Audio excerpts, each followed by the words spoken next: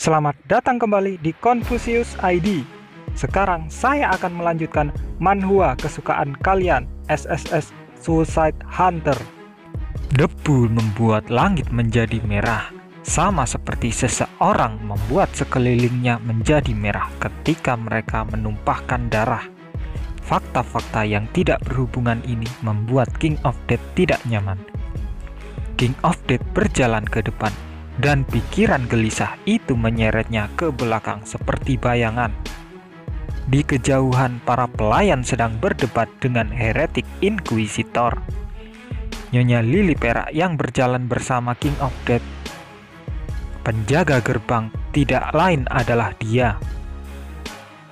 Nada suaranya dengan jelas mengungkapkan rasa jijiknya pada heretik Inquisitor. King of Death juga bingung. Bukankah sudah lewat tengah malam? Heretik Inquisitor tidak punya alasan untuk bertemu dengan Nyonya Lili Perak saat ini. Dia dan King of Death telah berbicara 2 hari yang lalu. Walaupun heretik Inquisitor dengan singkat membuat ekspresi aneh, tetap saja dia tersenyum lebar seperti biasa dan menyetujui pendapat King of Death. Seperti itulah mereka telah menyetujuinya. Setidaknya King of Death berpikir melakukannya. Suara itu menjadi lebih dekat saat mereka berjalan. Taman tempat tinggal Nyonya Lili Perak. Bahkan langit malam yang gelap tidak bisa menutupi musim semi di taman bunga.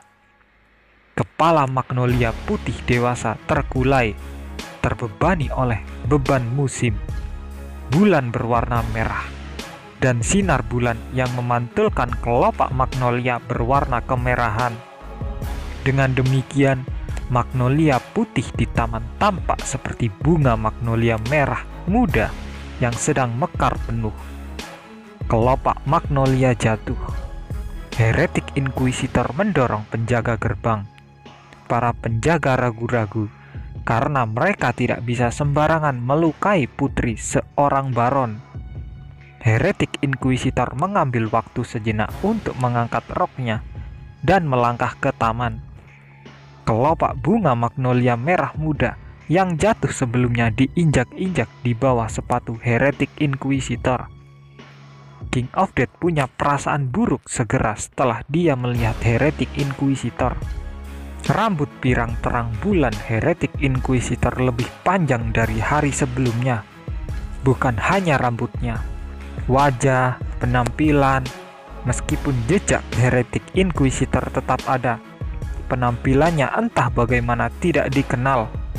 King of Death berpikir heretik Inquisitor merubah penampilannya. Ketika heretik Inquisitor mencoba mendekati King of Death, Nyonya Lili Perak menghalangi jalannya dan ingin menghukumnya. Heretik Inquisitor menyeringai. Para pelayan duk bergidik. Tunangan resmi putra mahkota adalah Nyonya Lili Perak. Namun, pemula ini berbicara tentang menunjukkan betisnya kepada tunangan wanita itu dan membuat kenangan tepat di depannya. Wajah para pelayan memerah dan mereka memelototi heretik Inquisitor. Nyonya Lili Perak malah menantang balik. Para pelayan membeku ketika mereka mendengar suaranya. Dada King of Death langsung terasa dingin. Begitu dinginnya suara Nyonya Lili Perak dan mengangkat tangan kirinya, menyuruh pelayan membawa tongkat.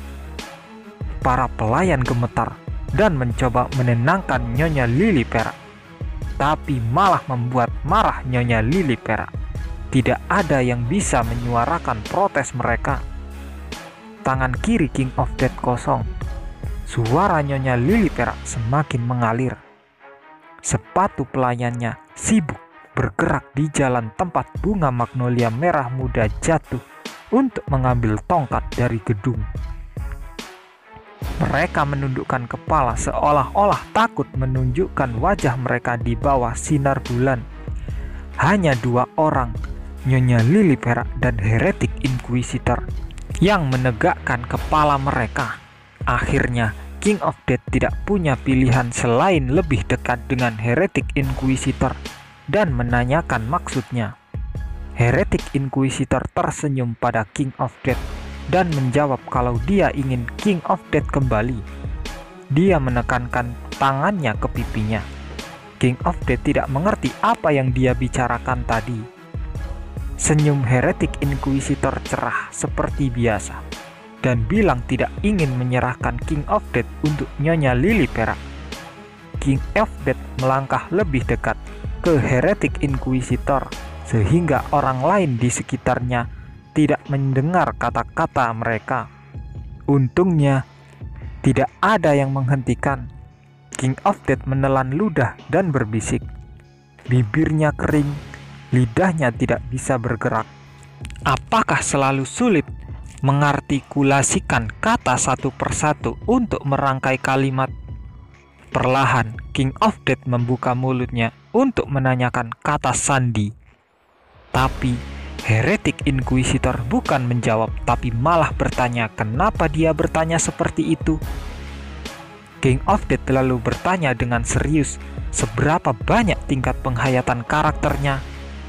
Heretic Inquisitor berkedip, lalu menanyakan maksud dari King of Death yang sesungguhnya. Kemudian Heretic Inquisitor tertawa, lalu menjawab, musim semi telah tiba, kepala pelayan.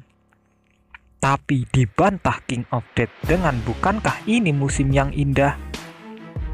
Nyonya Sutra Emas yang tertawa.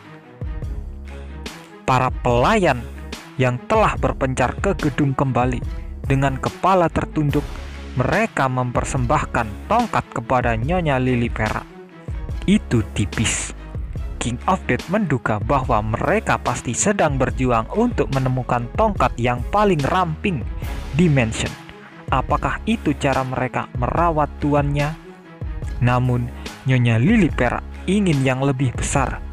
Para pelayan tersentak dan berbalik. Perintah ini diulang 4 kali. Tiap kali tongkat menjadi lebih tebal, pelayan itu menggigit bibirnya dan mengulurkan tongkat keempat. Nyonya Lily perak memegangnya di tangan kirinya. Matahari dan bulan saling berhadapan. Bukannya takut, Nyonya Sutra Emas tersenyum manis dan melawan dengan opini yang lebih bagus. Putri Baron dengan lembut memegang keliman roknya. Dia tenggelam di atas taman yang dipenuhi magnolia dan menundukkan kepalanya ke bunga lili yang berdiri di depannya dan meminta maaf karena dicintai lebih banyak daripada Nyonya Lily perak. Angin bertiup. Tidak ada kata yang mengikuti kata mungkin. Sebaliknya, dia tertawa. Kelopak yang tergantung di cabang hitam jatuh. Nyonya Lily perak diam-diam mengangkat tangan kirinya dan menghina Heretic Inquisitor. Lalu tongkat merobek udara malam. Nyonya Sutra Emas tidak berteriak. Dia bahkan tidak mengerang. Punggungnya tegak dan senyuman diukir di wajahnya seperti patung. Dia tidak gemetar. Dia yakin akan kemenangannya, yang membuat penghayatan karakter King of Death naik menjadi 40%. Pada malam itu, bulan tampak sedikit merah karena pasir. Saat langit tertiup debu di bulan, saat manusia berdarah di tanah, warnanya menjadi merah. Udara yang tebal menyebabkan Nyonya Lily perak terbatuk. Batuknya terdengar kasar. Tidak ada yang berbicara. Hanya suara tongkat dan suara batuk memenuhi taman di malam hari. Suara langkah kaki memecah keheningan. Di luar gerbang, putra mahkota sedang berlari sambil memegang obor. Para penjaga bergegas mendekatinya. Dengan keributan seperti ini, tidak mungkin sang pangeran tidak akan mengetahuinya. Pangeran berhenti di depan gerbang. Melihat ke taman, dia terdiam sesaat. Nadanya berbeda dari saat dia memanggil Nyonya Sutra Emas. Pangeran mendorong para penjaga duk menjauh. Tidak ada di antara mereka yang akan menghalangi jalan fondasi bangsa. Pangeran langsung berlari ke sisi Nyonya Sutra Emas. Pangeran memandang Nyonya Sutra Emas, kemudian dia menoleh untuk menatap Nyonya Lili Perak dan menghinanya. Kata-kata menjadi luka. Mereka yang menimbulkan rasa sakit tidak mengetahuinya karena mereka tidak dapat melihat bekas luka. Nyonya Lili Perak bilang kalau itu adalah hukuman. Tapi pangeran semakin marah dan malah menghina Nyonya Lili Perak. Dunia mungkin terbagi menjadi mereka yang tahu dan mereka yang tidak. Pangeran termasuk kelompok terakhir. Nyonya Lili Perak terbatuk-batuk dan mendesah, dan bertanya pada pangeran tentang hukuman untuknya. Wajah pangeran meringis. Dia tidak bisa menjawab pertanyaannya. Dia menggelengkan kepalanya seolah dia tidak pantas mendapatkan jawaban. Tapi dia hanya menghindarinya.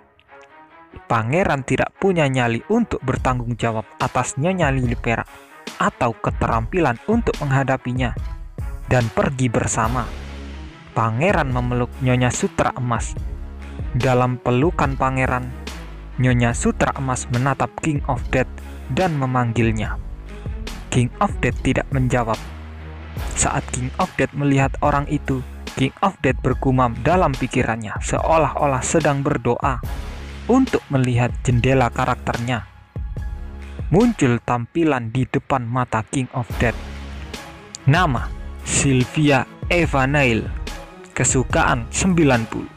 Genre romantis. Genre yang tidak disukai politik. Karakter favorit yang mencintai. Putra mahkota. Pelayan. Guru. Kakak kelas. Adik kelas. Teman sekelas. Karakter yang dibenci. Rafael Ivancia. Plot favorit. Pemenang yang kuat. Cinta sejati. Plot yang tidak disukai. Kekalahan sang lemah, menusuk dari belakang. Keadaan psikologis. Rafael Ivancia, aku tidak akan memberimu apapun.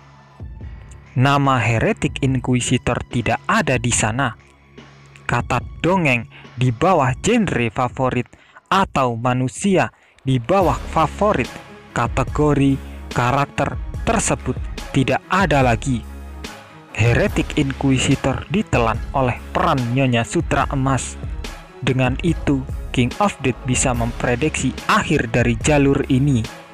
Itulah lanjutan manhwa SSS Suicide Hunter. Mohon maaf jika ada salah kata, tapi jika kalian suka jangan lupa untuk like dan subscribe channel ini supaya semakin berkembang.